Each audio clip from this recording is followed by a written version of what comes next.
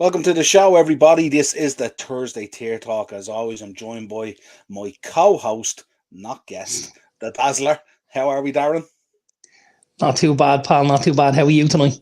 Yeah, I'm not too bad. I had a good day today. I went to the gym, bet the shite out of the weights, walked a few dogs, had a decent day today. It wasn't too bad after last night's fucking shit show.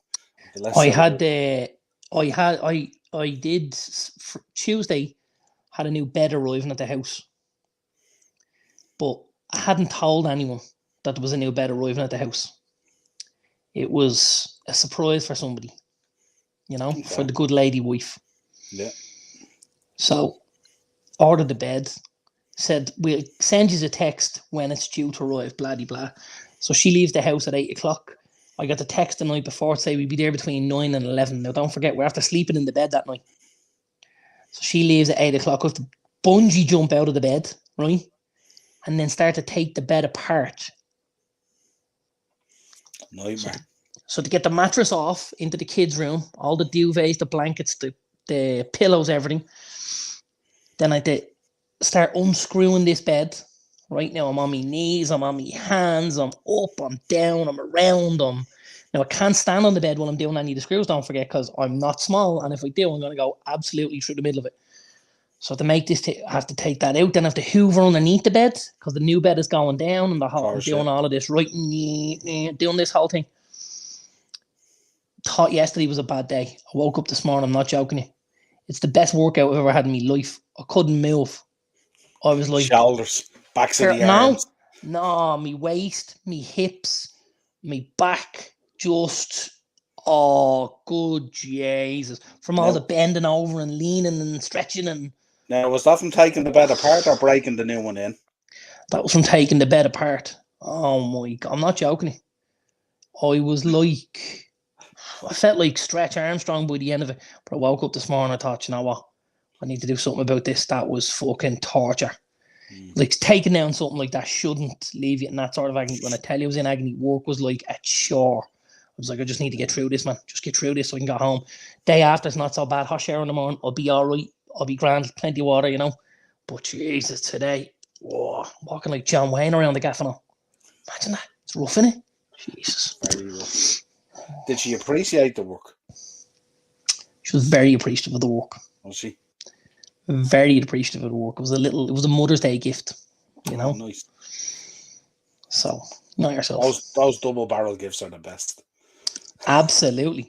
Nothing like a good holiday for the two of yous or a bed for the pair of yous or, Yeah, absolutely. Yeah, absolutely.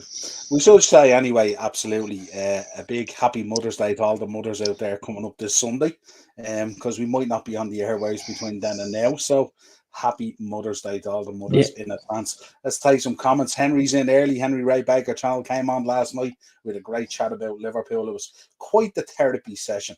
He's 3 subs off 90, folks. Give him a sub. Head over there, shoot those 3 subs up. I want to hear Henry on 90 subs before the end of this show. Ian, I was in. What's the crack? We want Henry on 100 by the end of the week. Come on, Henry. Let's get 90 tonight first and hit that milestone first. Morris is in. Good man, Henry. Evening, Ian. Very nice, Morris there. Hi, cheap. He calls Morris cheap. It's deadly, isn't it? I love that. Hi, cheap. It's really cool. Ian's in. Happy St. Paddy's Day to everyone here in the chat as well. Absolutely happy St. Paddy's Day as well. Or happy Guinness Day for Henry. Yeah, absolutely. Darren will have a few Guinnesses, no doubt. I might, Ian, how's it going, Morris? I don't want to cut you off, but I had a really embarrassing moment today. Really embarrassing. How embarrassing? So, proper embarrassing. So, obviously, Rosanna owns a creche, and I generally don't have lots to do in the creche, but today, all the schools were getting out at the same time. So, and it's typically lunchtime when there's girls on or off or whatever. So she says to me, listen, I've got all my card of vet and the whole shooting match. She said, listen, I could do with a hand at 12 o'clock, collect a few kids from school, give me extra pair of hands with the numbers below. No problem. That's fine. We can do that. So we stood in the schoolyard. Now, our own 2 kids have to come out, don't forget. So Brody comes out one door, Tallulah comes out another. They're all standing around. This other little lad comes out, lovely little kid came out. And what did he have on him? Only a lovely big badge. Like St. Patrick's Day badge. Yeah. Right? Green badge. Big gold harp on the middle of the badge. And Tallulah proclaims across the schoolyard, "Look, Dad, it's like the whiskey."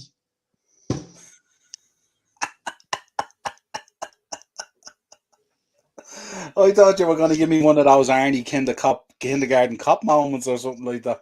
That's gas. The principal's standing about 3 feet from us.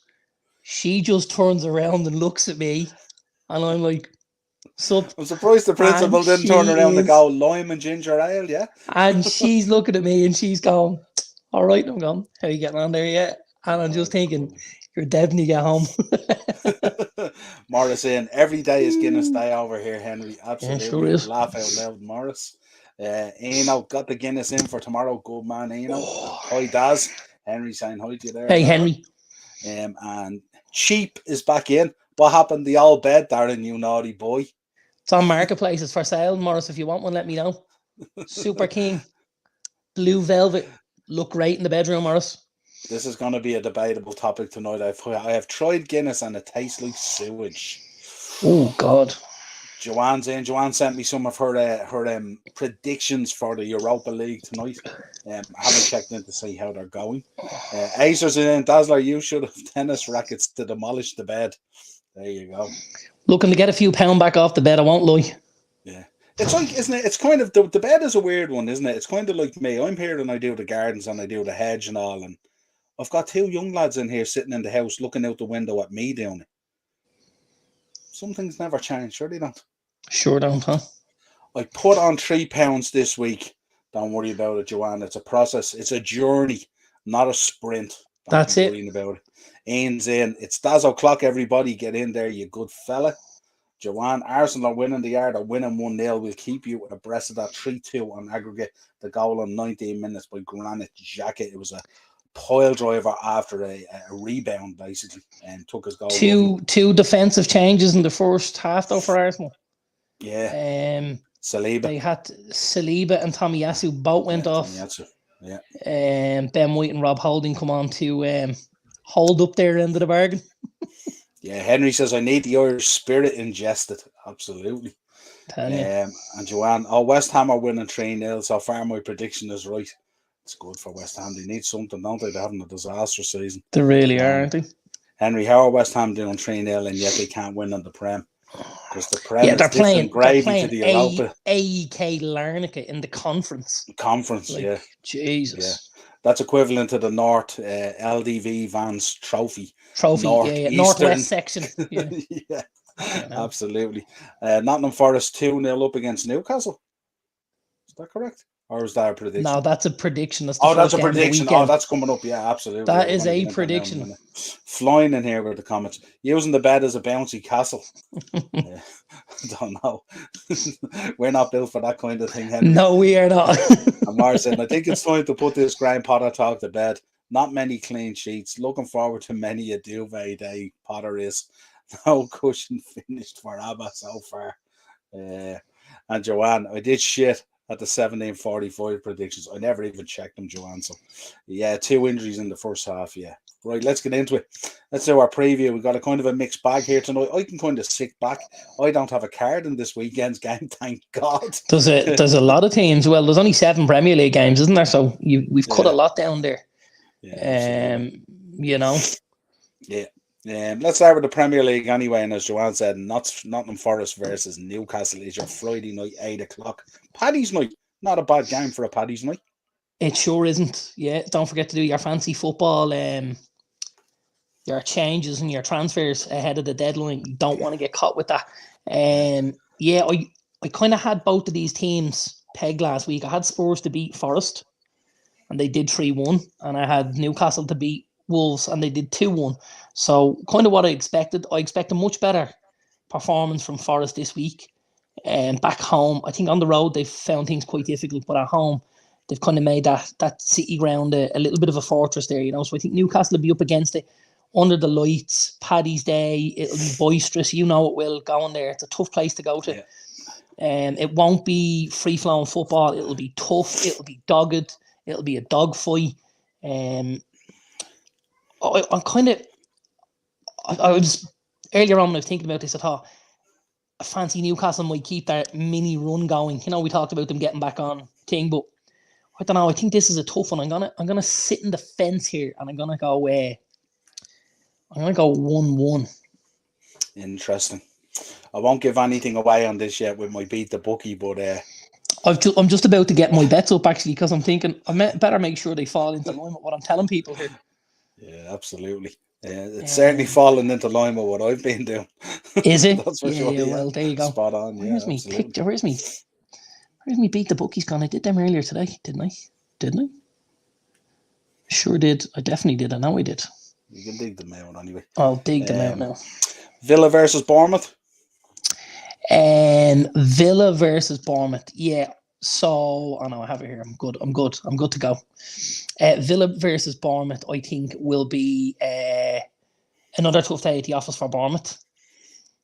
Very similar. Obviously, great win for them last weekend. Really, really huge victory for them last weekend. The performance, obviously, the week before, they kind of maybe didn't get what they merited against Arsenal, but obviously they managed to get the 3 points last weekend against you lads. Played very well, in fairness, Niall. I don't think you'd have lots of arguments about it. No, fully deserved.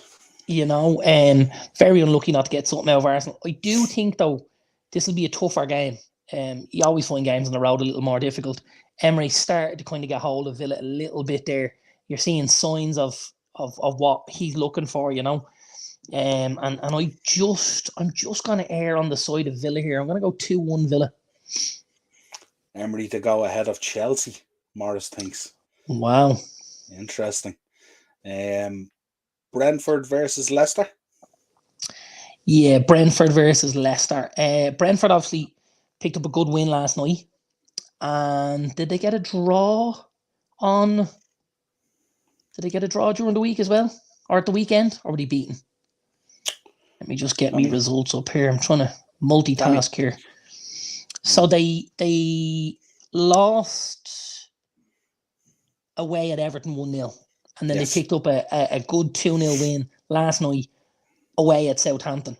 I find it very, very hard to back against Brentford at that stadium. And that's anybody. That's your Liverpool's, United's, anybody. I just think they're so good. The crowd are one of the best crowds in the league. They're a really boisterous crowd. They really get behind the lads. I think they appreciate what they're watching. They really look like they're enjoying every minute of it. I think Leicester have been leaky again over the last few weeks, just conceding too many goals. And with that in mind, I am just going to say Brentford 3, Leicester 2.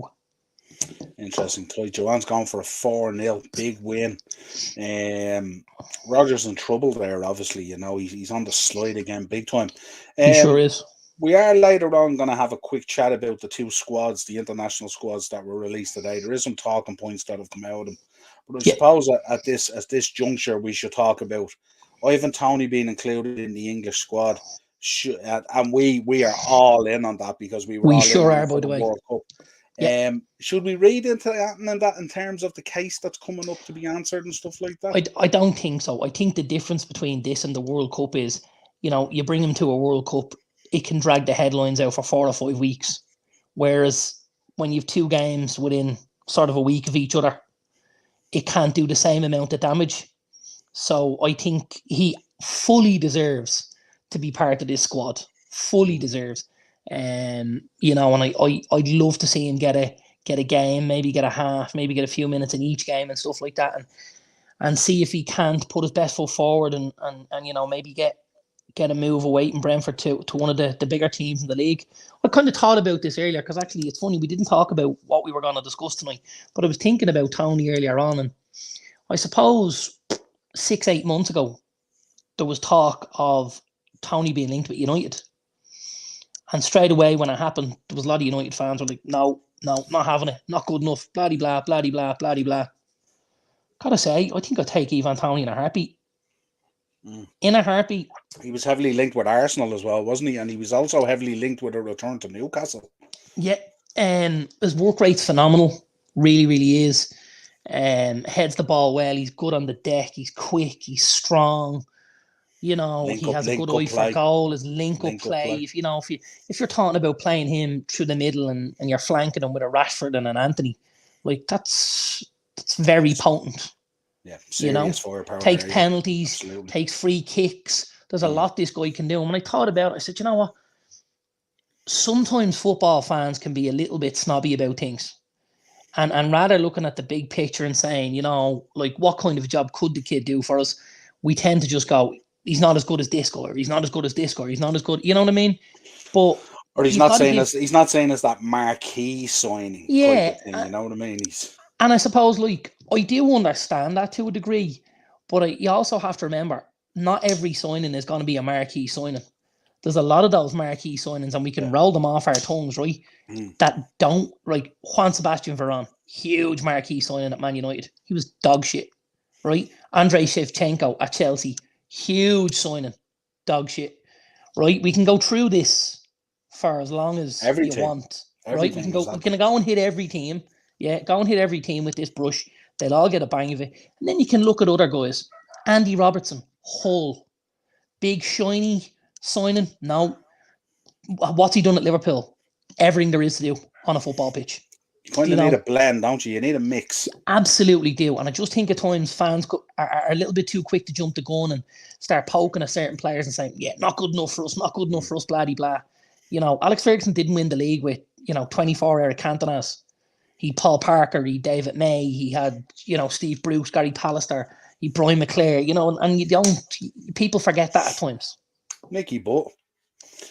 Many Premier League medals has Nicky Butt got. Has he got 7 or 8? I think it's 6, is it? I think it's 6. It's like, do you know what I mean? And people would say, "Oh, don't want him. He's not rarely spoken about. Very underrated. How often do you hear Man United fans mention Nicky Butt? No, never. Never. There you go. So it was just when you talk about Tony there, it's definitely something I think that kind of struck a chord with me, because I was thinking about it today myself when he got the call up. I said, Jesus, this kid has a couple of good games. He could catapult himself into that top 4, top 6. Could he end up, let's play devil's advocate here. If Harry Kane left Tottenham to come to Man United, could he end up at Spurs as a number 9? Could do a really good job. He could, absolutely. Do you know? And who's to say it wouldn't be an upgrade for Spurs? Because don't forget, you've got a declining Harry Kane, because he's not going to get any better as he gets older. That's the way of the world. You swap him for a different kind of a player, a younger player. I suppose it depends I suppose it depends what you put around him. The problem for Harry Kane at Spurs is he's having to do an awful lot of the work himself or rely on Son. And that's the real problem there. Whereas if you put Harry Kane into a top team, I would say. But the biggest problem Harry Kane has to Sporting just got one. Gideon of Arsenal about to score. The bigger thing for me is, if I'm Harry Kane, I'm looking at that back 4 going, we can't keep clean sheets. We've 2 goalkeepers, neither of them are good enough.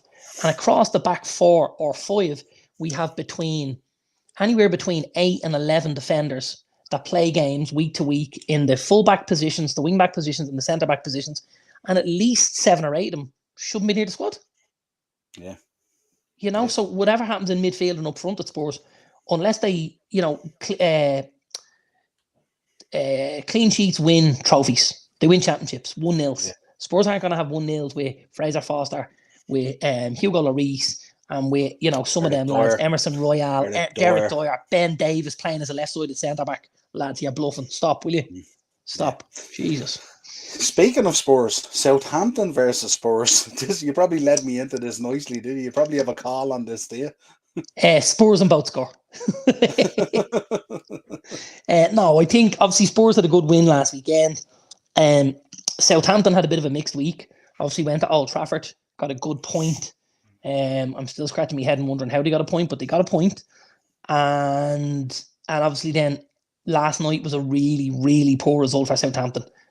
That's the big kicker for them, because obviously you don't expect the point at Old Trafford, but you need a point or 3 at home against Brentford, and they were played off the pitch. I heard the lad Ruben Selles and heard his interview, and he was really, really disheartened after the game. Just said it was nothing like. Now, the one thing I will say is there was 2 or 3 lads who played against us, and I'm actually going to click on this for a particular reason, right? There was 2 or 3 lads played against us at the weekend for Southampton. And watching them, I thought, my God, how are these lads struggling, right? And I'll tell you who they were. So one was obviously the boy Kyle Walker-Peters. Yeah. Unbelievable. Yeah, he was very good earlier on in the season. Yeah, absolutely. Very good, right? Really good player. Yeah. Gets up and down that line, right? Top drawer, can deliver, creates chances. He's good defensively. Yeah. Proper athlete. Right? The boy Bela Kotchap is a German international. He's a fantastic centre back. Now, he should have got done for the handball. He didn't. It's neither here nor there. That's not going to get in our. That's not going to cloud our judgment of what kind of player this kid is. And he's a super footballer. And he'll absolutely, if Southampton go down, he'll be one of the first off the ship. Right? You've James Ward-Prowse in midfield. Beside the kid Romeo Lavia, who we spoke about earlier on in the season. He was from the Manchester City Academy. I don't know if you've seen this kid at the weekend. He was untouchable at times in centre midfield. Absolutely untouchable. 19-year-old kid, strong, physical, great with the ball at his feet, made really good decisions. I thought the boy Alcaraz was good as well. I thought, Jesus Christ, like there's 5 or 6 players here, Gavin Bazunu as well, who would get into a lot of squads in the league. And they're struggling so badly. But last night then, when they go to play against Brentford, he's made changes. And he took out, and I'm just going to look at it again. So he took out the boy Lavia. Now, the boy Lavia for me was possibly the man of the match on Sunday. And he whipped them out. And he brought him on. He brought him on after 60 minutes. But you're an hour in at that stage. And with an hour in, you're also a goal down, which then means you have to try and stretch things. And Southampton obviously, or Brentford score a second in the 97th minute. Right, it just puts you on the back foot. That kid was unbelievable on Sunday, unbelievable. And I wonder was he carrying a knock maybe out of that game or something like that? That's why he only brought him possibly, on. Possibly. Well, it doesn't add up to drop him. It doesn't add up. Well, was it I'm resting him? He's only young. He needs more time. I don't know what it was, but when I looked at the kid on Sunday, I thought, Jesus Christ. Now, you know, when Southampton signed him from City inserted a buyback clause with this kid. So City are acutely aware of how good this kid is and how good he could possibly be. And I'd say they will keep an eye on this kid as, you know, things unfold over the next season or two. Because, honest to God, on Sunday, he was outrageous. He really was. So you're going with Tottenham here for the win, though, aren't you? I'm going with Spurs 2-1. I think, you know, Southampton will score because I think Spurs are so poor at the back. But I do think Spurs will have enough to get a couple, and that'll be the problem. Yeah, I just wonder with Spurs on this one. The problem with Spurs is it's kind of a win, a loss, a draw, a win, a loss, a draw, and it's kind of they had their win. So I'm not too sure, but we shall see. Sporting looking to be putting the pressure on Arsenal here at the moment. A number of corners and stuff like that. I've had a couple of chances. And they weren't bad in the first half. Yeah, they weren't bad in the first half, I have to say. Interesting. So Arsenal going to have to be a bit resilient at the moment. There's Henry's shouts for the matches. 2-0 to Newcastle, 2-1 to Villa, 1-1 Brentford, 2-0 to Spurs, 1-0 to Leeds, 1-1 Chelsea, and 3-0 to Arsenal. That's Henry's picks for the night. Joanne's in. Wolves 1, Leeds 2. We'll move on to that. Wolves versus Leeds. I thought Wolves were a little bit unlucky last weekend. I got to be honest. Story of their season. Yeah, thought they were a little unlucky. I kind of felt like they deserved more away at Newcastle. Now, I had tagged Newcastle to win the game. I thought they would, but I thought the performance would be way better. I thought, again, Wolves looked like a team moving in the right direction under Julian Lopetegui. You know, and actually, if I'm honest, and I don't like saying this, he made a change late on in the game and he brought Nathan Collins on. Didn't work. Got lost all at sea for the goal. Played Miguel Almiron onside when the ball was played through to him. If Collins was in the line, Almiron's offside. But because he had fallen asleep and gone deep, Almiron was able to nick in and he took the goal very, very well coming off the bench, Miguel Almiron.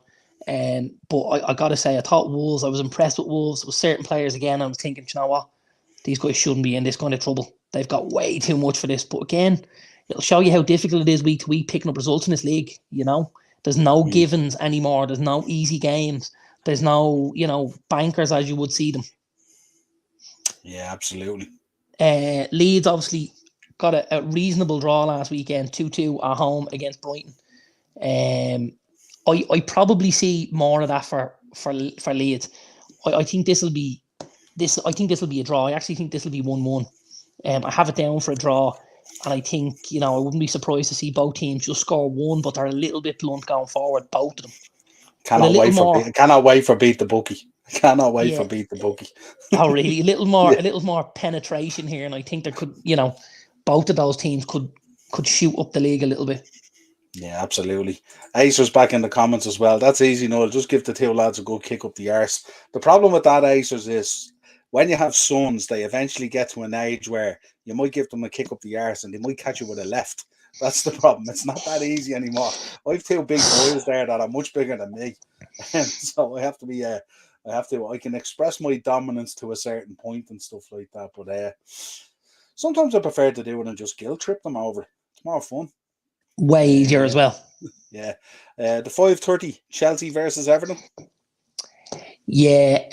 Potter's obviously got things moving a little bit here at Chelsea. They've managed to stop conceding goals, or as many goals, and they've started to pick up a few going forward. Yeah. I see more of the same this weekend. Everton will be plucky under Sean Dyche, and they'll be dogged. They'll be in Chelsea's faces.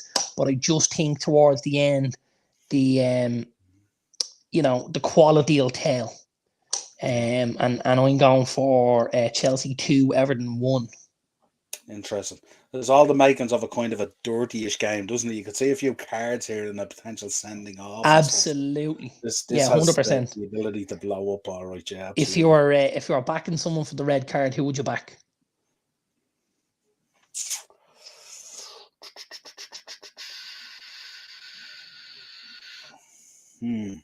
Kovacic could get one. And then on the Everton side, who's in Everton's midfield at the moment? No, don't even look at their midfield. The most obvious target you could ever see. And I'm going to say this. I don't like saying this about players in general.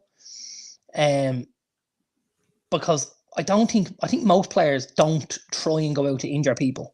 However, there's a particular player in the Everton side, and I generally think week to week he's going out trying to maim people. And it's the boy Ben Godfrey. He's an absolute hatchet merchant. Yeah. An absolute hatchet merchant. Yeah. He is rattling into... Now, listen, don't get me wrong here.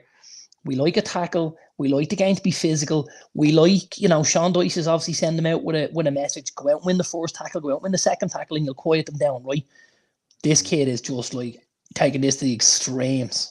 Yeah. Like, really, he looks very really awkward in it as well, doesn't he? He makes it look worse even than it is at times because he's so awkward, I think. Yeah, he's a stretch for me, I have to say. He's in that reputation building mode or something like that. Yeah, isn't he sure is. Yeah. He definitely wants a piece of the old Vinnie Jones tapes, doesn't he? You know what I mean? Yeah, absolutely. I don't know. But you're going Chelsea here. I'm going Chelsea here. Yeah, I'm going Chelsea 2-1. And then we've got a huge game coming up on Sunday, 2 p.m. Arsenal, we sure do. Palace. Yeah, I suppose serious pressure. Yeah, and there's a couple of things about this. So obviously, we're big Vieira fans, big Palace fans in general. I think again, when I look at the Palace squad, there's a lot of players there at Palace that I go, do you know what? He'd do a job here. He'd do a job here. Their biggest issue is they don't have a striker. The two lads up front, Odsonne Edouard and Jean-Philippe Mateta, couldn't hit a barn door between them. Not a barn door. They're relying on Eze, Elise, AU, and Zaha. But they're the lads to play on the wide. So it's obviously a little more difficult for them to get them because they're creating a lot of the chances. They're not necessarily finishing a lot of the chances. And I think the other thing is there's actually two thoughts I have on Palace. So number one, I think they've been a little bit unlucky because I think a few goals, they'd be way higher up the league table. If you look at Palace's run of results, and I don't know if you've done this of late, I'm just going to call something out for you here, right? So this is Crystal Palace's run of results. It's on the Sunday game. Because they generally, Crystal Palace. So Brighton, they lost 1-0. City, they lost 1-0. Villa, they lost 1-0. Liverpool, they drew 0-0. Brentford, they drew 1-1. And Brighton, they drew 1-1. They've had 3 draws and 3 defeats, and their goal difference is -3. Yeah, by the odd goal. They lost to United 2-1. They drew at Newcastle 0-0. They drew at United 1-1. They lost to Chelsea 1-0. In the last 2, 4, 6, 8, in the last 10 games, they haven't been beaten by more than a goal. Yeah. Now, that's not a team that are struggling or playing bad football or aren't in a game. Do you know what I mean? Yeah. That's a team that are in it up till a certain point, and then things just aren't happening for them. I don't know. I listened to Vieira last night. I don't know if you listened to his comments last night. I think it was. I didn't hear him. And he was making the point. He was very disappointed in the performance. He felt that a lot of players had let him down. I think last night. I think it was last night. It was. He was making those comments, and yeah, he didn't sound like a guy who had too many solutions to the problem, I would say. Because if you look at their squad, he's playing most of the talent that he has there. Absolutely. But it's just it's like sometimes when we talk about it's not a great squad. No, but there is sprinkling of talent in there. Absolutely. As you said earlier with some of those players and stuff like that. But as you said, most of them are providers. Not many of them hit the back of the net. Let's look at the starting lineup from last night, right? Joe Whitworth in goal, making his debut. Butland's on loan at United, and the other 2 lads were both injured, Guaita and Johnson, right? From the back 3, the boy Tarek Mitchell, Mark Gahey, and Joachim Anderson are all 3 fine footballers, right? Fine footballers. Klein's obviously a little bit older. He's doing a reasonable job for them. In the midfield, the boy Decore, although he likes a tackle, is a really nice baller. And the boy Elise and the boy Zaha. But like, you're still talking the likes of Schlupp and Lakonga, who are bang average. Oddison Edward, bang average. And then off the bench, you've got the boy Mateta, and then Amadi, and then you've got AU, who, while toils in games, doesn't have an end product. And then the boy Eze, who I don't know why he's not starting games. You know, but their bench isn't full of, what you describe as match winners, and that's a problem. They definitely need to bolster that midfield, and they need to bolster that attack. And the second thing I was going to mention about Palace was, look at how much, and this is for Chelsea fans, look at how much Palace have dropped off without the engine in midfield. Without the engine of Conor Gallagher in midfield. Yeah. So absolutely. He could do a phenomenal job elsewhere. If, but I think given the time at Chelsea, I think he'll blossom into a really good footballer. I do. I don't know whether he's going to get the time because of what's around him and stuff like that. And, it is tough to get in there. I mean, if everybody's fit, he's not getting past N'Golo Kante. It's unlikely he's getting past Kovacic. You've got the boy Enzo Fernandez. Do you know what I mean? All of a sudden, you're looking up a hill there thinking, I can throw a bucket of water up here, but it's going to end up back on my head pretty soon. Yeah, I'd say he'll probably have to look for a move. I would say. I was doing all the maths in my head. For me, Newcastle should be all over this kid. All over him. Is he an upgrade on Sean Longstaff? For my money. Well, that might be the move. I think the move that was offered wasn't in the January window was Everton, was it? I think Everton and Newcastle were both on the table. Everton were a disaster. Yeah, I think Everton and Newcastle both held an interest in him. But he'd do a great job going in there, improving that Newcastle midfield. You could either take out the boy Joe Linton or Longstaff, and you could put Gallagher in. Gallagher's a much more of a threat going forward than Longstaff, say. And we know Newcastle are great at the back, but they do need to add goals into the team. If Gallagher hits 10 to 12 a season, all of a sudden you're winning 3 or 4 more games, and that league table looks a lot better. Yeah, absolutely. Ace was saying he's praying for Chelsea to get either Bayern or City tomorrow. That'd be interesting. Yeah, I don't. I've no interest, really. And Doug is in the chat as well. The Dugout Football Channel. How are you, my friend? Good to see you in there this evening. Fair play. Go over, check out the channel. I haven't given you my prediction for the Palace game, by the way. Yeah, I know. Yeah, I have to go back to. I'm just trying to get through all these comments. That's okay. That's okay. Go on. Yeah, fire away. I'm just gonna say one word. 2. Banana skin. Ooh. You think there's something in Palace for this? I don't like when teams play on Thursday nights in the Europa and have a tough night at the office and then have to go and play on a Sunday. I've talked about this nearly every week, and I include United. Look what happened to us last week. We turn over Betis. We go at home.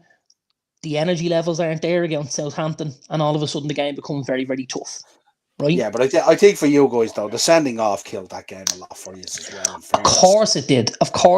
But, you know, we weren't bossing the game, let's say, at that stage either. We were on top, but it was marginal, you know, and I think going into this game, this could play a part. Arsenal are at the minute 1-1 on the night and 3-3 on aggregate. And if things stay as they are at the minute, Arsenal could be on their way to extra time or worse. Panels, yeah, right. Potentially, yeah. Absolutely. So you're going with a draw on that one, are you? I'm going 1-1. That's me shock of the weekend. That's a big show. That's a massive show. Yeah, I suppose you're looking at as well. Tomiyasu going off injured tonight. Saliba going off injured tonight as well. Now the other thing I will say is I'd all this picked before then anyway, because I'd factored them into my bets. But that just elevated that little bit more. Absolutely. Now listen, you've Ben White who can play at centre back. You've the new boy Kivior who can play there holding alongside Gabriel. And then obviously you've someone on the opposite side then, Zinchenko. So, you know, White generally plays at the right back anyway. Now, he could play right centre-back next to Gabriel, and you could just stick someone in the right back slot, maybe.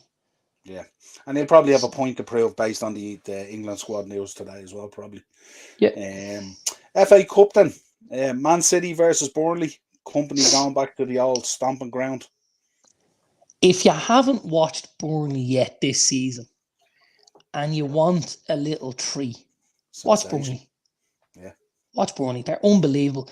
And a guy got another hat-trick last night. I think it's his 3rd hat-trick of the season. And you know the most difficult part of it for people will be he's only on loan at Burnley. Nathan Tella. He's on loan from Southampton. And he's got about 16 goals for Burnley this season. He's got 3 hat-tricks. He got one of them last night against Hull. This kid is very, very good. Plays on the right of a front three. He's left-footed. He tucks inside. Gets a shot off. Scored a little header last night in the tap into the back stick. He's a smashing footballer, this kid. Very, very good. May end up playing the championship again next season with Southampton, I might add. Yeah, Morris is saying innocent until proven guilty, I guess. I assume he's talking about Tony. And then he says, how's Maguire in there and Phillips? It's a joke. Look, we know the background to that England squad. I got to be honest. As bad as the Maguire pick is, the Phillips one is worse. Yeah, they're both up there with each other, in fairness. Look, we know what we're getting with Southgate. We know what it is. Look, we know why Ben White isn't in there. Well, and the other thing I was going to say is, did you hear the what I'm sure you've heard it at this stage? The latest news is that one Jimmy Floyd Hasselbank is going to be added to the backroom staff. Okay. At England, so he was Burton manager. Yeah. And Burton's training facility is at St. George's Park. So he would have got very friendly with some of the England lads while he was there, talking tactics and stuff like that. Left the Burton job, hasn't worked since the end of last season, I think it was, and now looks like he's going to take over from Chris Pell in his coaching role, and it's now going to be Jimmy Floyd Hasselbank on the England squad. There you go. Interesting. A lad that you've spoke a lot about in past shows as well. Just had a shot block there. Trincao. Good player. Smashing player, this kid. Yeah. Smashing player. Yeah. Our resident ref is in. Lads, you are looking great live from the full 52 bus from town to Lucan. Niall and Dazzler, the pot of gold at the end of the rainbow. Henry says he agrees with Morris. And Joanna saying FA Cup predictions: Man City 4, Burnley 0. Who's your prediction on that one? No, because Burnley will score. Okay. So I'm gonna actually say Man City 4, Burnley 2, 4-2. Okay, interesting. Good shout though. And Morris is in. I take Tony any day of the week. Absolutely. Yeah. Arsenal, in a heartbeat. Gassing them up big time, weren't they? Right, give us your Sheffield United Blackburn one. That's a tasty one, that one, isn't it? So I actually had both of these teams in a bet last night. I had Sheffield United away at the Stadium of Light to beat Sunderland, and they did 2-1. And I had Blackburn at home to beat Reading, and they did 2-1. So they both helped me out last night. I've seen a little bit of Blackburn recently, and I've seen a little bit of Sheffield United. I can only see Sheffield United winning this, if I'm honest. Blackburn, the league position is flattering them a little bit. Sheffield United are quite a good side. Bramall Lane's a tough spot to go to. It's a good cup stadium, always has been. I think Sheffield United will nick this, and I'm going to say 3-1 Sheffield United. Sure. Joanne reckons 3-2 Blackburn. Brighton versus Grimsby. Yeah, this is Brighton all over, isn't it? This is Brighton into an FA Cup semi-final, right? Yeah. This is Brighton into an FA Cup semi-final. This is a good match for your handicap bet at the weekend.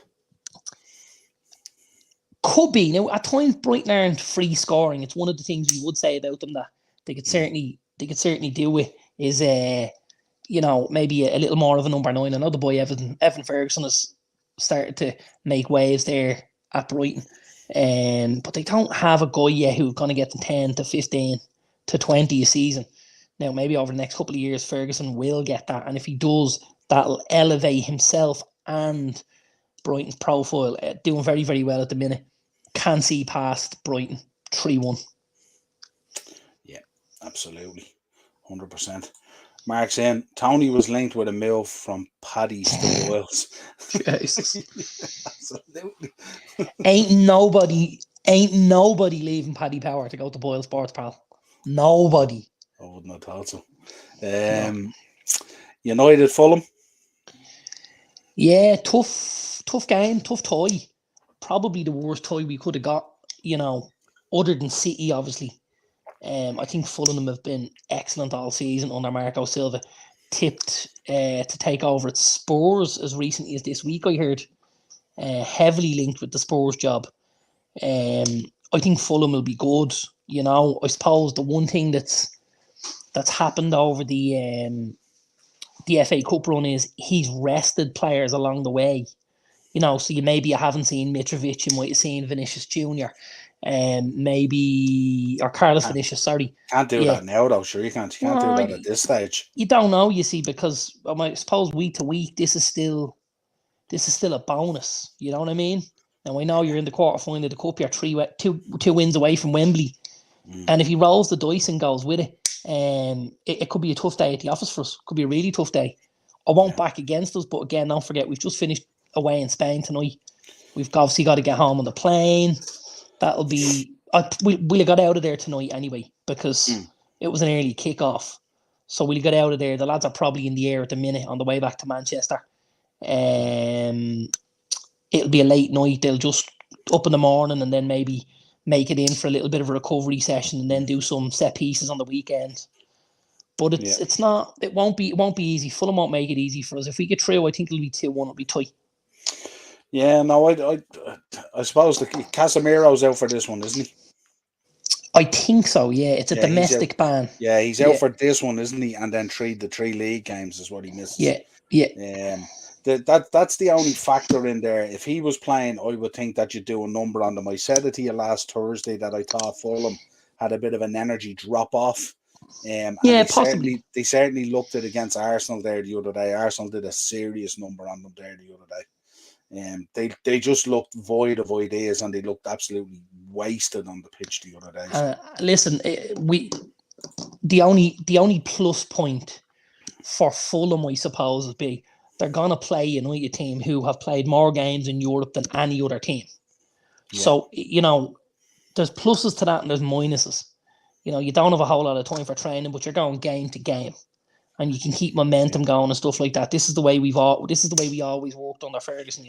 You went from the midweek game to the Premier League game, from the Cup game to the Premier League game, and so on and so on. Hasn't happened for a little while. Is the squad where it needs to be for us for that sort of a run? I don't think so.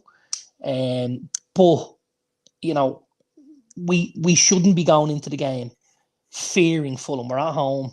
We can go and put our best foot forward and try and win this game. Yeah, Joanne wants to know when is the Europa draw, boys. Darren will be able to tell you that. It's been a good few years now since we've been in it, so I wouldn't be too sure, but I can tell you. I couldn't tell you. I'm only messing. I do I'm know. going on to as far as I know, the Europa's on at 2, I think, and I think the Champions League is at 12, isn't it? Isn't that normally the way they do? I couldn't tell you. I'm nearly sure that's. I know. Obviously, the Europa happens after the Champions League because it's the secondary competition. And the conference happens after the Europa and so on and so on. I think there's about 2 hours normally between them or something like that, as far as I know. Just so Infantino can fix his hair, is it? Maybe that's the case. Fuck. Or fix the balls up so they're ready to go. Jesus Christ. But yeah, I think it's in around that anyway. Mark is talking as well about Michael Carrick, another one who isn't mentioned like that. Absolutely. I think when we were talking about 100%. Absolutely. And doing a very good job at Middlesbrough at the moment. I know they've stuttered a little bit, still doing a very good job. They're flying. Middlesbrough are flying and are playing. Other than Burnley, Middlesbrough are playing the best football in the league by a country mile. The speed and the power that they're breaking with, they're absolutely tearing teams apart. I have a friend of mine's a Borough fan. He sent it to me for weeks.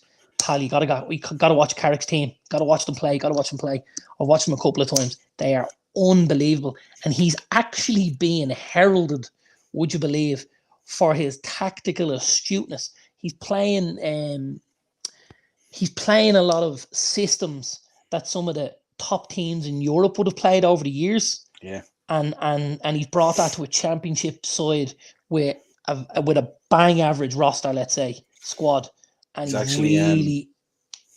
He's heavily linked. He's heavily linked with the Hammers job as well. With the West Ham job. Well, he's an ex-Hammer, so he's heavily linked. Yeah, absolutely. I don't know if he'd leave there just yet. I think he'd be mental to leave right now. Morris says, and Luke Chadwick. This is it. There you go. They're all flying in tonight, aren't they? Wanted to get your thoughts on this. This is a guy we've been bigging up most of the season. Even when Arsenal fans weren't bigging him up. But this is a quote from Jamie Redknapp the other day. It's like time stands still when Martin Odegaard has the ball. Right now, he's number one. He reckons Odegaard is the best midfielder at the moment in the Prem. I don't even think he's the best midfielder at Arsenal. There you go. That's why I wanted to get your thoughts on it. I don't, genuinely, and I don't, if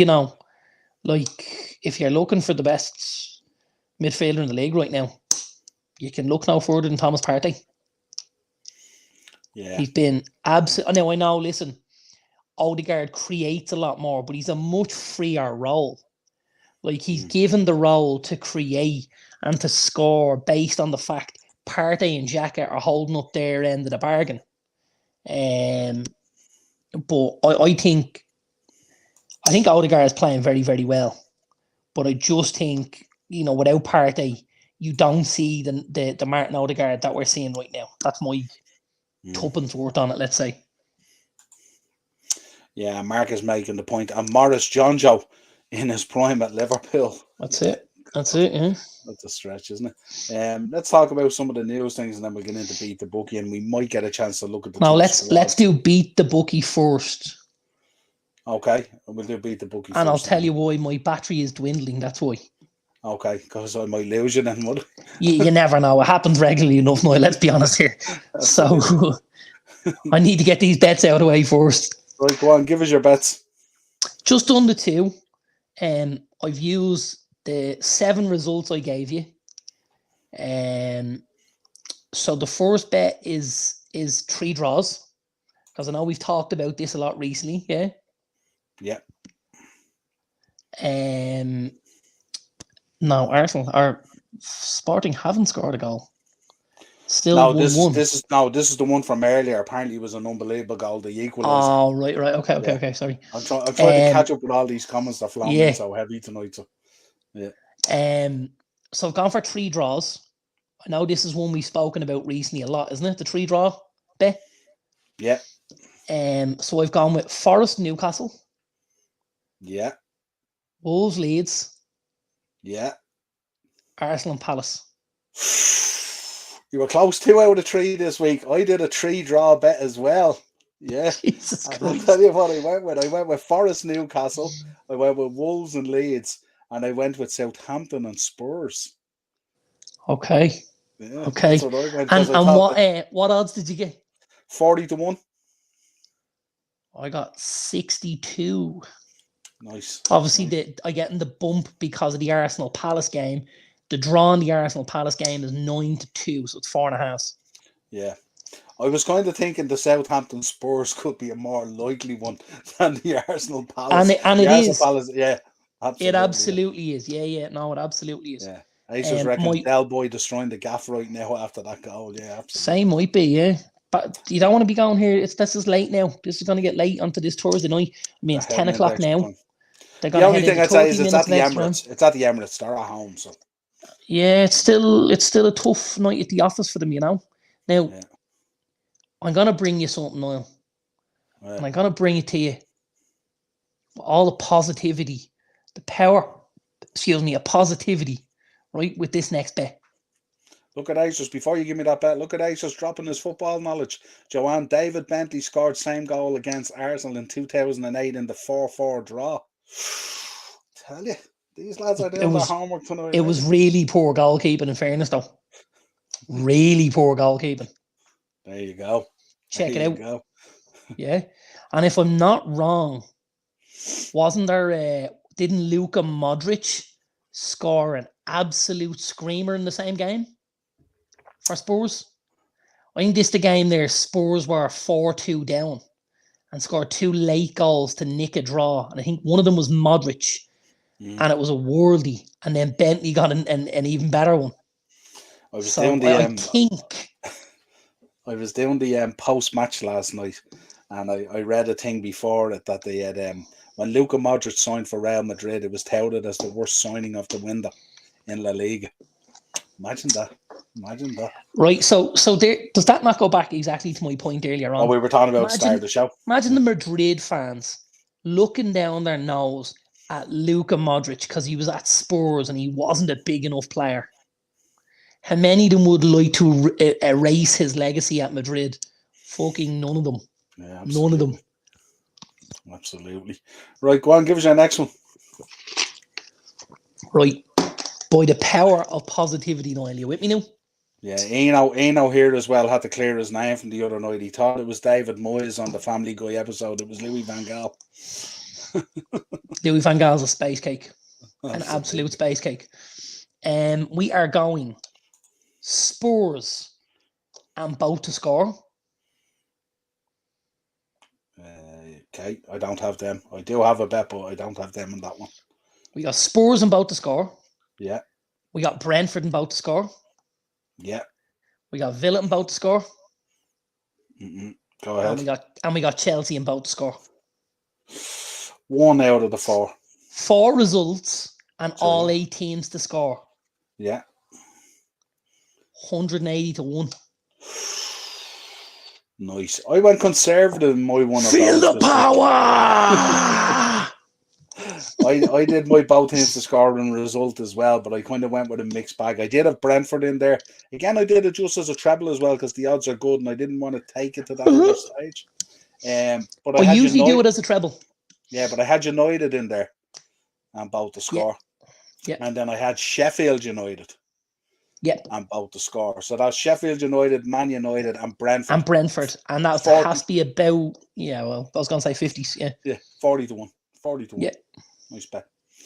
Lovely little bet. What else have you got for me, Noel? Was that your two? Did you have two as well? I've 3 bets altogether. I did an FA Cup handicap bet as well.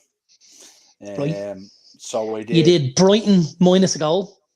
I did Brighton -2. Right. You did As I City minus a as I goal. spoke about earlier, I did City -2. Right. And then did you push as far as going United -1? I did. I pushed as far as both United's -1. I threw Okay. Sheffield in That's a there as push. well. There's good odds Yeah. on that then. 36-1. Jeez, that's not great. It's not bad though, because you've two, you've nearly. What have you got in there? You've got. What Yeah, I but see, here's what I would. I think I've 3 bankers. I think you've two. Yeah. I don't think United are a banker, and I don't think Sheffield United are a banker. I think both teams will win, but I think the only 2 bankers at the weekend are Brighton and City. Yeah. You know? Interesting. Yeah, we should see. Sure, listen, if it came in at 36-1, would we be too upset? We'd sure Just to take let it, you know, wouldn't we? that game has gone into the first half of extra time. Sure has, you know. Keep that going. Yeah, good point there, Racers. Gallagher in Liverpool's midfield all day. All day. Be a great signing for you guys, I think. Yeah. I'm gonna get your views on that in a minute, actually, on Jude Bellingham as well. I think there's a conversation needs to be had there, to be honest. Morrison, isn't it funny that Haaland has more goals than Chelsea? Did you see that? Morris sent us that last night. That stat you had I didn't see Chelsea, the whole Chelsea team on one side, I think, was is it 38? I think, and Haaland is 39. No, Haaland's 37, has he not? Is it? I thought he 37, maybe Chelsea 36. I'm not sure though, so I won't argue. You might be it's right. Unlike me. Yeah, and Henry, yes, Morris, and Joanne's back in. There's a leak in the Emirates roof, like there is in their defence. Oh, we're in trouble here tonight. The main man is in. Barry Redden has joined the chat. Evening, lads. Who does Dazzler think should play instead of Casemiro on Sunday? Actually, I thought about this because we started tonight with Casemiro and Fred. So Fulham are a very physical team. Not the team I would want to necessarily lose Casemiro for, and not maybe the team I would look to play Fred against. So for me, I'd like to see Sabitzer and McTominay start in midfield, with obviously Bruno ahead of them, Wout on one side, Anthony on the other, and young Marcus on the left. That would tickle my fancy greatly. There you go. Let us know, Barry, what you think as well. Let us know who you'd like in there as well. I was actually happy enough with how Sabitzer started at United, and obviously picked up the injury then, or the illness or whatever it was that's kept him out for a couple of games. But I was kind of just saying, you know what, I was looking forward to seeing him and Casemiro together. And see us trying to take hold of the game from the centre midfield and then drive up the pitch to the front 4 and let them do something. But we've been robbed of that now with 2 Casemiro red cards in 4 weeks. Absolutely. Jesus Christ. I didn't want to mention Savitzer. The last time I mentioned him, me and you didn't talk for 2 days. What happened there? Remember our debate there on Monday, was it, or Tuesday? No, what happened there? Remember on the WhatsApp group? Remember I put up the picture of Sabitzer going through the Leicester player? Remember the tackle? That wasn't. Then I spent an hour justifying myself. No, need. Don't worry about that. I'm certainly not. I'm not talking to anyone because of that, man. Acer's in. The Banshees of Old Trafford is hilarious. Yeah, I don't know if you've seen that on TikTok, Darren. I think I sent it to you. The one with Roy Keane and all. It's hilarious. I didn't see it. I'm not on TikTok. Daz is in there. Big up, Niall. How are you doing today? I'm doing a lot better than I was doing yesterday, Daz. That's for sure. But kind of He's let me down last night. Well, you shouldn't be going anywhere near that. I'll tell you what I did. Because I had a couple of winners last night, as I was telling you earlier. Yeah. But I had 4 bets last night. 2 of them I got up, and the other 2 I hit the crossbar with both of them. But the one that I missed out on last night, one of them, I had drawn both to score in the Cardiff game. It was 1-1. I had Sheffield United and both to score in the game against Sunderland. And I had Real and both to score in the game with you boys. Let me down for 850 quid. Yeah, you should have known better. We were atrocious. I thought you'd score a goal though.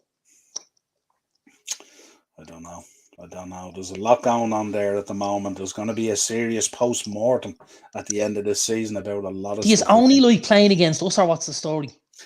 I don't know. And see, Bietic today now gone for the season. Saw that, yeah. Big loss. Imagine we pin our hopes on an 18-year-old midfielder. Yeah, that's that. When I saw that earlier, and I saw the way Liverpool fans reacted, I went, "Whoa!" That tells you how bad things are. That this kid, who, let's be honest here, most Liverpool fans haven't heard of at the start of the season, right? And all of a sudden he's out now, and it's like the great white hope has died, and you're going, Jesus Christ, second coming of Steven Gerrard nearly. Do you know what I mean? That's how they're bigging the boy up and stuff like that. And not only that, then you're Virgil van Dijk coming out as well, going, we need to sign players. Really? Jeez, well, I tell you what, and I got to be honest, Virgil has been absolutely abysmal. Abysmal. We're now starting to see what's happened off the back of that long layoff and that injury, because he is absolutely not the player that left Anfield or Goodison Park that day, let's say. Do you know the only thing I'm hoping that once we get out of this season and that he has a rest and a pre-season, he might come back better next season. I'm hoping. Listen, I think at the minute the best centre back you have at the club is the boy Kanate. He's unbelievable. Yeah, absolutely. He is unbelievable. It was the same last season. Sure, he was man of the match in the Champions League final and everything. So phenomenal, the kid is. Daz reckons he'll be dropping in on Henry's podcast tomorrow. Good stuff, Daz.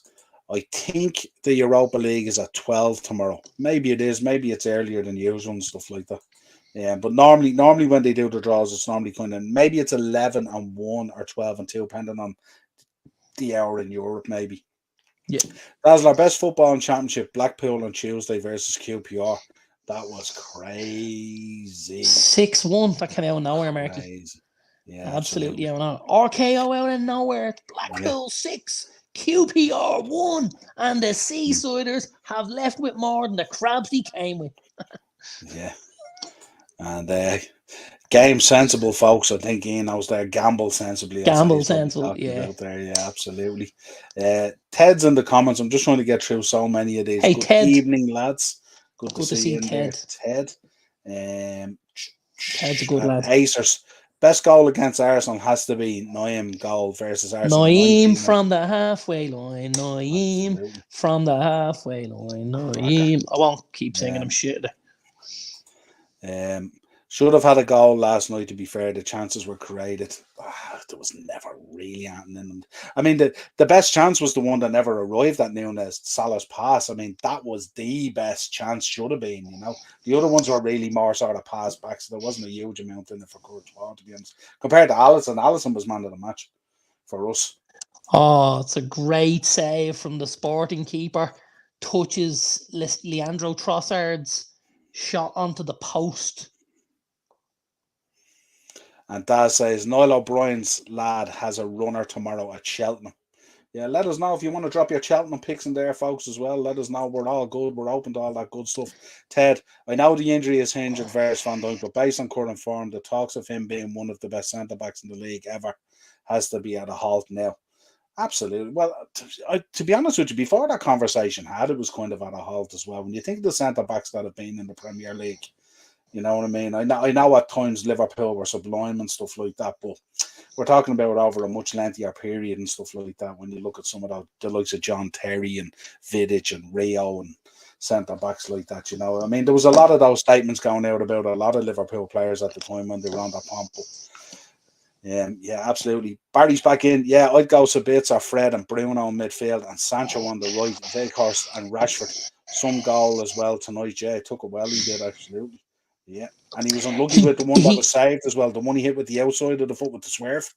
Yeah, he took it well. The only thing I will say is when he picks the ball up, right, instead of going to press him, the two Betis defenders actually step back off him. Yeah. Because when he gets the first touch on the ball, he looks like he's going to have a wall of two players in front of him, and he's going to pop the ball off to the right or to the left or through the middle to Weghorst. But as the two boys drop off him, and all of a sudden The goal opened is up. in clear view now. He goes, Yeah. oh, listen, I'll buy a ticket for that raffle and see what happens. And it Yeah. goes in. But it should never happen. It's a really No, poor, one should have went and one should have dropped. One right? should have And it went and one just, should have it's dropped. Yeah. it's so poor.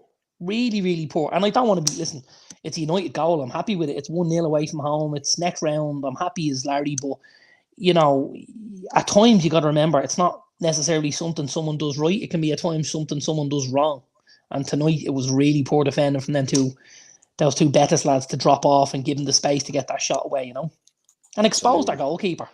Morris is in. Thoughts on the conspiracy against Man United, Darren? Stop it, Morris. What did you make of Ten Hag's comments about the injury situation? It was very strange. Yeah. Was very strange because the first thing I thought was, hasn't Gabriel Jesus missed like 4 months now? Yeah. And Partey had missed a bit of time, and Tierney, and and I kind of thought, now listen, maybe he's trying to play mind games a little bit. Maybe he's dipping into the maybe he's dipping in and trying to play a little bit on the dark arts. It was the dinner where Ferguson has done it. Right, and listen, if that's what he's gone with, that's what he's gone with. I'm not a huge fan of it myself, I won't lie, but it is what it is, kind of thing. There's no conspiracy against Man United, unfortunately, Morris. The referees in our league don't play favourites. They hate us all equally. Ian reckons some of the football players of today can't even play. They're just lazy. And now we've lost Darren. Darren's battery is just gone. So you only have me for the rest of the show, folks. So bear with me. I have to agree, Ian, and they're getting paid mega bucks to be lazy as well. Yeah, absolutely. And Ian knows back in. Sorry about the spelling mistakes, bro. Nah, don't be silly. Should look, I'm as bad a speller as anyone. Waiting to get my new glasses. Absolutely. Let's have a quick chat let's have a quick talk about some of these headlines coming out. We covered Rio and Michael Owen talking about Virgil just there. I thought it was really nice last night the way Real Madrid at the end of the match played "You'll Never Walk Alone" to finish out the game, kind of thing. That was kind of real cool. Chat, let's have a talk about Jude Bellingham. What do you think on Jude Bellingham? We spoke about it a little bit last night, but if you look at the rebuild that now Liverpool have to take on, and you look at the way things are kind of tight, but there's supposed to be a bit of money there. Should they be really spending 140 million on a single player? Or should they be looking in at bringing maybe 2 to 3 quality players in with that type of money? Let us know in the thoughts. Morris reckons overrated, end of. There is a little bit of that, Morris, isn't there? I looked at him on a number of occasions when he's played and stuff like that. I think he looked really, really good in an England side in the World Cup, but the England side was kind of, I thought it was poor. It wouldn't have been the England side I would have been playing. But let us know from a Liverpool point of view, even though some of you may not be Liverpool fans, but what you're thinking on that. Should we be going out to sign 3 midfielders maybe at 40, 50 million each, or should we be blowing the budget on one? Daz, you reckon we need him? But the problem that I have, Daz, is, and I was speaking to Henry about it last night on the post-match, I think if we signed Jude Bellingham, I think outside of that, we're going to be going into the free agent market. So we're going to be looking at the likes of Rabiot, Tielemans, players like that and stuff like that. And I'm just wondering if we just bring in Jude Bellingham, I mean, we've been linked with Mason Mount and various other players, but they're going to cost money. I mean, they're touting Mount at the moment at 60, 70 million and 250 grand a week or whatever it is. The problem is I have, Daz, is I think if we do go and sign Bellingham, I think what we're going to do is we're going to start looking at contract renewals or extensions and stuff like that. You're going to see the likes of James Milner and that kind of thing is going to have to happen to prop the numbers on the bench and stuff like that. And then you're going to get some free agents coming in and stuff like that. So is that going to solve the problem? Or if we don't get those free agents in, I mean, Jude Bellingham on his own coming in, maybe with one other player, is not going to solve our problems. And then there was talk today, a lot of talk going around today about Trent.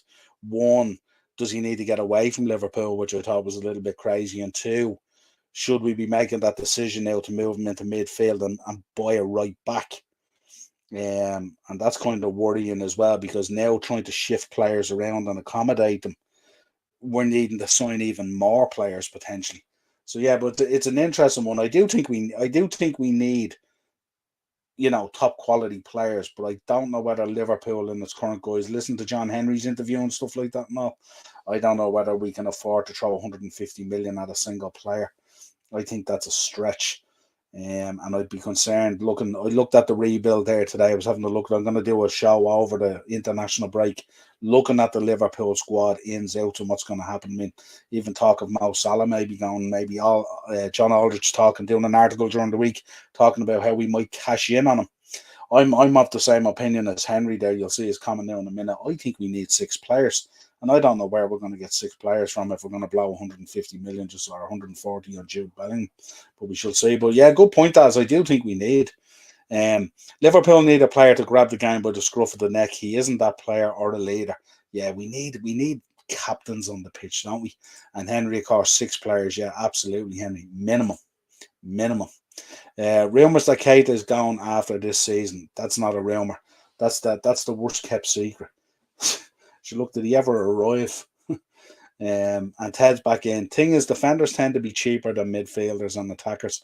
So if you can move Trent into midfield and save that money and spend a bit less in buying a defenders, good right backs and stuff like that these days as well. Ted are big bucks, aren't they? That's true, Daz. Absolutely. And Henry, yeah, bare minimum. Absolutely bare minimum. Ted, as for Bellingham, I think he's overrated. He's not bad, but he's not the greatest player in the world. No, I mean, if you look at the 2 Chelsea games there, I mean, he had his moments in them and stuff like that, but he showed a little sort of a kind of a weakness in terms of a petulance and a mentality when things are not going your way and stuff like that as well. But he's a young lad being propelled into absolute stardom. And I think it might be difficult for him as well if he comes to Liverpool on the back of a £130 million move or €130 million move or whatever it is. I think to carry the weight of that price tag as well could be a problem for him. And if you don't put the right players around him as well, you could be exposing the lad. Henry, but like I said yesterday, Niall, it's going to take 500,000 at least. You mean 500 million? You mean $500 million, Henry? That's what it's going to take. 500 million. Carragher was also talking about him last night. He says if Liverpool are trying to qualify for the Champions League on a yearly basis, I'm not sure Trent is your man at right back. I think that's something that people have spoke about a lot. Erling Haaland also was being interviewed and was absolutely outstanding the other night. Got whipped off before he could get the double hat-trick. I'm sure that was sort of a bone of contention with him. But he did an interview admitting that Man City brought him in, to win the Champions League. I think that's something that we knew already. We also had a look yesterday at the Napoli-Frankfurt, the clashes in Naples. Absolutely shocking to see it, but that whole situation there just enveloped out from the first leg. Not good, very distasteful. We've seen policemen having to exit the scene. We've seen journalists getting sucker punched and beat up and stuff like that. There was talk last night. There was journalists in the press room and all last night with black eyes and bloodied up and all that kind of stuff. So not good to see, The Champions League is most likely going to Bayern, to be honest. Yeah, it's going to be interesting. I mean, we'll see how the draw goes tomorrow. I mean, everything, you need that bit of luck in the draw as well, don't you? I mean, you never know what might happen. You could have Bayern drawn Real Madrid or something like that. Who knows what might happen then, but we shall see. So, but should be interesting. Yeah, absolutely. And with Napoli in there, I mean, Napoli are I won't say the dark horses for it, but Napoli certainly are probably playing the better football at the moment. I mean, if you were going to do a bet, Napoli's probably the one to put a bet on, I would think. They don't have to fear anyone. Usman is unbelievable at the moment, absolutely on fire. As I said this at Statman, why has Trent not being picked and Hendo has by Southgate? I think there's an issue there as well. I think there was Southgate kind of picked Trent on the wave of a situation there in the World Cup, but he's not a Southgate player. The problem for Trent as well is Southgate likes a certain structural way of playing, and he doesn't like players who abandon their position. And the problem is, if you want to play Trent, if Southgate plays Trent in that position, he's expecting that the first focus for Trent will be his defending. And the second focus then will be the kind of set pieces or the balls into the box or a bit of attacking. But Southgate's certainly not going to set up England in a way where Trent goes off on his merry way the way he has this season, doing his own thing, going into business for himself, and then absolutely invisible when teams attack down that side. So Southgate, that was never going to be the case. Hendo's kind of that one that's going in there. He's using Hendo, I think, more in terms of experience, because there's a lot of youth in there. So you do need to put sort of experienced players around him. Not always necessarily having to play, but to be within the camp to do that kind of inner coaching that coaches don't do and stuff like that. So I can see why Hendo's in there, and I can fully see why Trent isn't. Shout out the stat man, obviously, as well. Yeah, absolutely. Henry back in. Real or City will win the Champions League if the draw goes their way. I don't know. I have a sneaky feeling about Napoli this season. They just look, they're just powerful, and stuff like that. Just to let you know, I'll just get you an update on the game there now. Still 1-1 at the moment by the looks of things. Arsenal on the attack there. It's a shot off target there by Martin Odegaard, as far as I know. It's still 3-3, 1-1 on the night. So we'll keep you posted on that. And Tez back in. Sorry, I think, did I do that one already? If you're passing the halfway line, except at corners as a defender, you ain't getting in a Southgate team. That's exactly what I'm saying. He doesn't tolerate that kind of stuff at all. And then we heard last week, we reported on it, that Mo Salah's house in Cairo had been broken into, and a number of articles are being robbed. I think his runners-up medal for the AFCON and a number of sets of football boots that he had worn in key matches and stuff like that. But police had recovered the stolen goods and returned them to him, and they've arrested 2 men following the burglary at his Cairo home. So that's great news for Mo Salah, that obviously got some of those articles back, because you'd really be very difficult to recover them. I also think probably be very difficult to sell them as well. You know what I mean? How, like, if you're a collector or stuff like that, how are you going to buy that stuff knowing that it was stolen? So it's yeah, good to hear that it was recovered and stuff like that from Mo. That's all I think I have for you folks. Don't think I have anything else there on the list. We covered Trent, we covered Jude, we covered Eric Ten Hag, we covered Virgil, and we covered the riots. This was one that I wanted to cover with you. We'll finish up with this.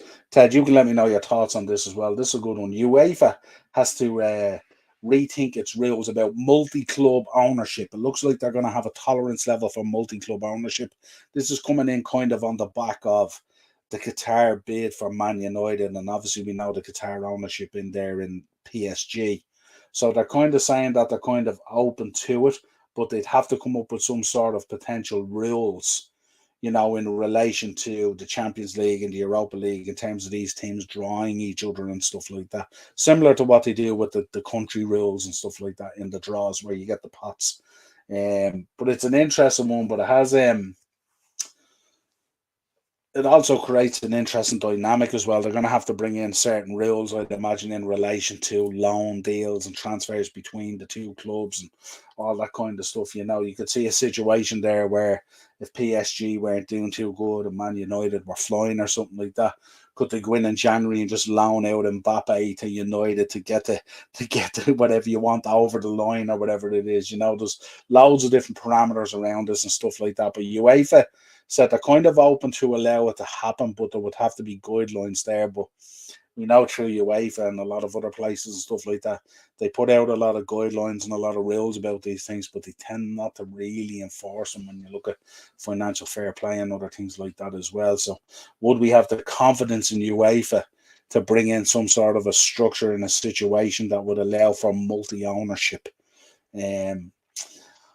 I think this is another kind of their way, on the back of maybe the success of Qatar, their way of opening up the gates in terms of allowing the likes of Qatar and Saudi Arabia and places like that to come into that Western sporting field and not be hampered by the fact that they own certain sporting franchises already. So let's see how it evolves. But I think the football world would be greatly concerned now if we had. I know the ownership doesn't go into the name as actually the same, but we've seen with the court case that happened in the States and the court documents that were put in there that there's a lot of boys went back onto the Newcastle ownership because of this, that apparently it was supposed to be separated, but in reality it's not. But I think it's definitely something that they'll have to be really, really careful about. Ted coming in there. I don't think you should be allowed to own two clubs in the same league for certain. As for owning in different leagues, I think all sales loans would need to be regulated heavily. Yeah, I think that's it. It's the rules between the two clubs as well. I suppose you'd have to have something in there that this couldn't be allowed or that couldn't be allowed, because look, it's all well and good turning around and going, this group in Qatar own this club and this group in Qatar own this club. But I know if you go back through the money trail, generally the money trail all leads to one place. And at the end of the day, where the money begins, that's the true ownership of what's going on, is where the gravy train starts, not where it ends. And that would be my concern, and probably the concern of the football world, you know what I mean? Because, and as Ted says there, in terms of being heavily regulated, financial fair play is heavily regulated, but it's not in practice. It just doesn't happen. You know what I mean? That would be the concern, especially when UEFA are involved. To get them to heavily regulate that is a stretch at best. We've seen so many stories unfolding over the last few years. So that's it, folks. That's everything I have for you. Really appreciate y'all in the chat. Great chat tonight, as always. We will be back on Monday with a Monday mashup. Probably a little bit of a different flavour of a show, obviously. Get people more involved and stuff like that. So if you want to come on and raise points and stuff like that, you're welcome to jump onto the show for a few minutes and have a chat and all. Gonna try and develop the Monday mashup more into kind of like nearly a call-in type sort of feel show for it. And then I will be dropping a little bit of content over the 2 weeks of the international break and stuff like that. Obviously, Liverpool no game till April Fool's Day against Man City. What a week to come back to. Man City, Chelsea and Arsenal. Blister of a week. But we shall see what happens. We'll have a chat about the title race as well. We'll do shows on that title race, top four, relegation battle, all that kind of stuff as well. Henry, thanks for coming on after bed. Good night. Have a good one, my friend. Hope your show goes well tomorrow with Daz as well. And Ted, I think in the case of a dual ownership of teams, if you want to make a sale loan, if any team is willing to match it, then you have to either accept that bid or remove the option. Yeah, it's a good show. Absolutely. Listen, folks, belter of a show. If you could do me a favor, obviously subscribe to the channel, hit the bell notification. I'm sure most of you has had at this stage, or if you're on the replay, the same as well. And obviously drop a like on the video. Really, really important. Drop a like on the video. Even if you're on the replay, drop a like on the video. Yeah, and that's in. Henry, see you tomorrow at 6. Absolutely brilliant. Look forward to the show, lads. Have a good one. As always, folks, this is the Thursday Tier Talk. Darren ran out of battery, obviously. Hope you enjoyed. If you are having a bet over the weekend or at Cheltenham, gamble responsibly. Don't be putting yourself in a financial position there where you're gambling with bill money or mortgage money or anything that's serious. We will be back on Monday. I will be dropping shorts over the weekend as well, so keep an eye out for them. They're always a bit of fun and stuff like that. Until next time, folks, absolute pleasure. Cheers.